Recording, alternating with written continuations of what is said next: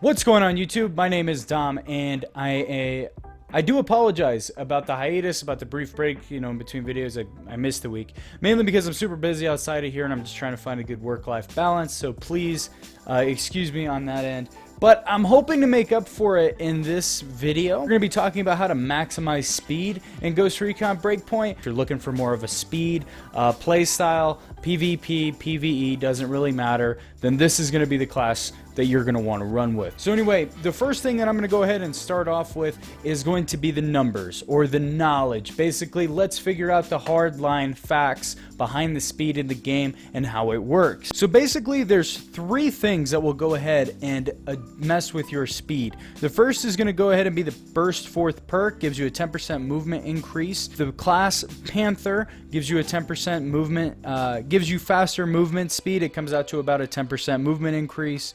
Then you also have clothing items. Now, clothing items will take effect in PvE, but they won't work in PvP. So I did a lot of testing for this, and what I found out is that if you have a class setup that does not have any benefits towards speed, you don't have any perks towards speed, you're not running the Panther class, then you are going to be running at about 9.5 meters per second. Now, if you put on just Panther class, you're going to be running at about 10.6 meters per second, and if you put on just Burst Forth, the perk that increases your speed by 10%, you're going to be running at the same speed you would if you have Panther. Now, if you combine Panther and Burst Forth, you're going to be running at a speed of about 11.7 meters per second, which is a significant increase. That's a 20% increase from your basic no speed boost character. That's incredibly fast, and it definitely makes a difference. Now, what's interesting about your speed, if you're dead stop and then you break out into a sprint, you're going to be reaching your top speed pretty quickly. It's almost negligible, the startup there. It's very, very small. You get to top speed very quickly.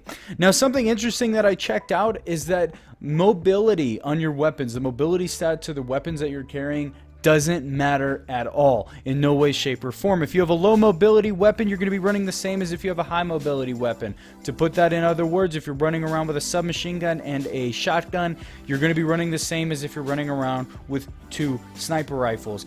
I think that Ubisoft could go ahead and make that a little bit better. You could probably make it so that you do run differently, that your speed is affected by the weapons that you're carrying, and I think it would definitely help with some of the balance issues that we're experiencing in PvP right now. So now let's go ahead and let's swap over to the setup.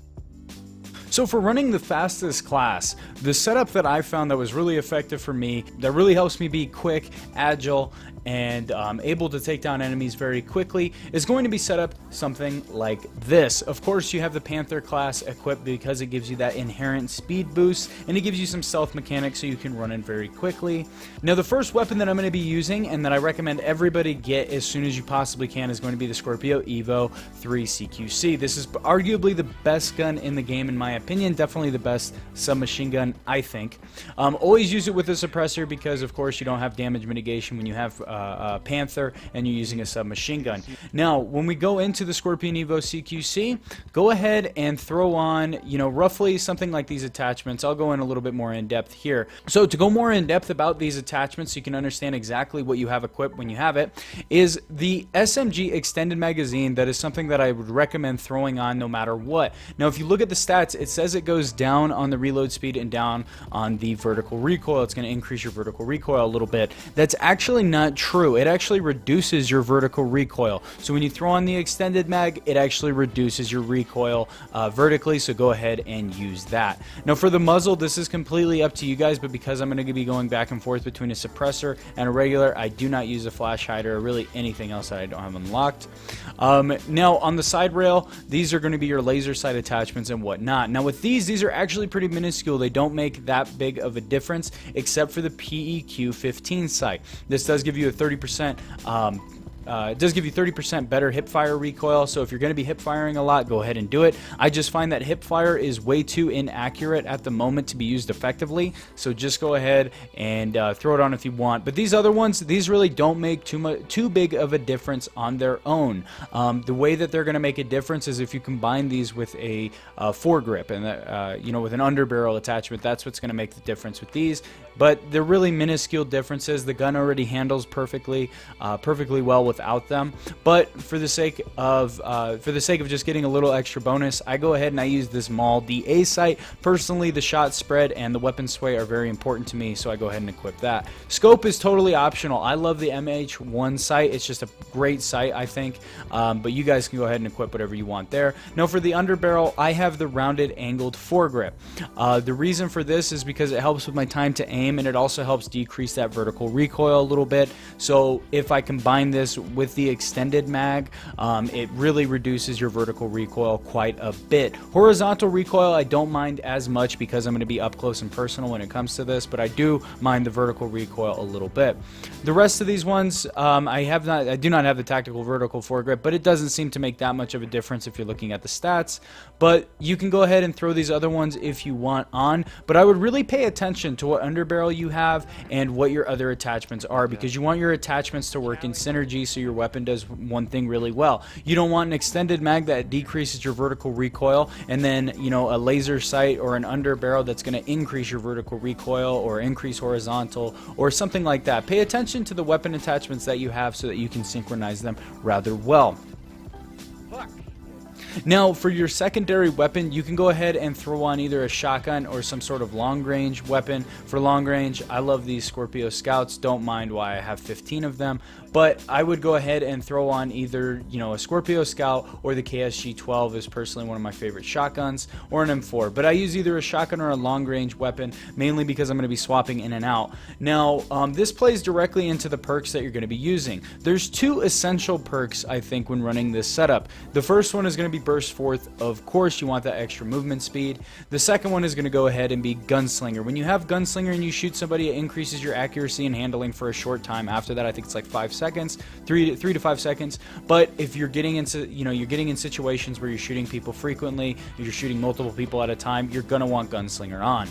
Now the third one is completely optional based on whatever, secondary you're running. I choose to use Ballistic Advantage. It gives you plus 60 range and it gives you a little bit better handling. Now I think the range is just so important for me because if I'm shooting at someone from a distance, especially with a submachine gun, the bullet drop is pretty significant. This reduces it slightly. I would also run this Gorilla perk if you're going to be using a shotgun. Having a shotgun and running Gorilla is definitely underrated, and it is a hell of a lot of fun, so throw that on if you're using a shotgun consistently. So anyway, that is it for the setup. Now let's go ahead and let's talk about gameplay. How do they have so many?